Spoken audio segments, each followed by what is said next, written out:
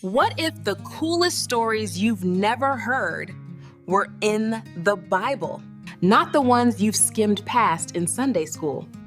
Not the ones you hear every Easter or Christmas. Not soft, not boring, but bold, broken, brave, and world-changing.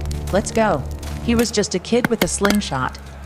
Heck, but when a giant mocked his God, he said, "You come with a sword. I come in the name of the Lord." One stone. Boom. The giant fell. David. He became king and wrote the songs we still sing.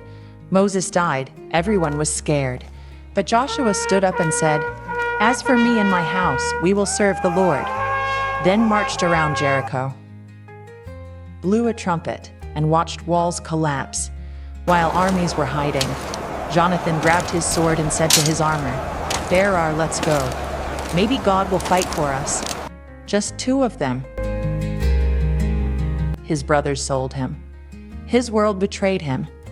But Joseph kept trusting. He went from prison to prime minister. And when those same brothers came begging, he forgave them. They told him to stop praying. He opened the windows wider. They threw him to lions. God shut their mouths. Daniel didn't bow to culture. He bowed to God, and God showed up. He heard God whisper when others only heard silence. Samuel's just a boy. But he listened, and his whole nation changed because of it. God said, "Ask me for anything." Solomon didn't ask for fame or riches. He asked for wisdom, and he got it. So much so, kings and queens traveled just to sit and listen. Nehemiah was just a cupbearer. But when he heard Jerusalem was in ruins, he cried. He prayed. He built. One man, one mountain, hundreds of false prophets.